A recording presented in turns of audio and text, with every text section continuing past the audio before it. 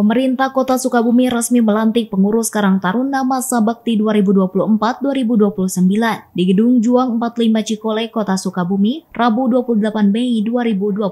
Wali Kota Sukabumi F. Zaki mengatakan, peran Karang Taruna sebagai mitra sosial pemerintah di tengah masyarakat dan berkomitmen menjadi bagian solusi, bukan menjadi penonton dalam dinamika sosial atau membuat kubu baru di dalam organisasi, dan harus patuh terhadap kebijakan pemerintah. Kota Sukabumi tidak boleh ada gerbong-gerbong lain karena ingin akan menyulitkan dalam pembangunan Kota Sukabumi.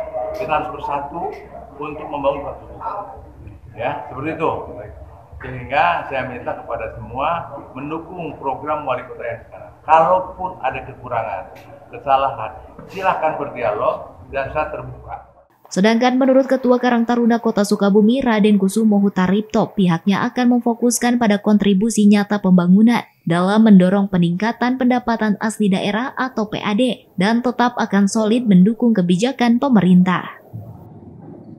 Dan insya Allah di periode kedua ini kita akan mengumpul program dari pemerintah. Karena Pemdagi pun sering bilang kami Karang Taruna staff pertama pemerintahan Pak Haji Ibrahim dan Kang Bobi. Oleh karena itu tentunya program-program wali yang menjadi program unggulan kita akan dukung, kita bantu, khususnya peningkatan daripada PR itu kita sendiri. Pelantikan tersebut dihadiri jajaran pengurus Karang Taruna Provinsi Jawa Barat, Forkopimda Kota Sukabumi, dan juga unsur elemen masyarakat lainnya. Dari Kota Sukabumi, Muhammad Ujang Hiriaman, Tim Liputan MGS TV melaporkan.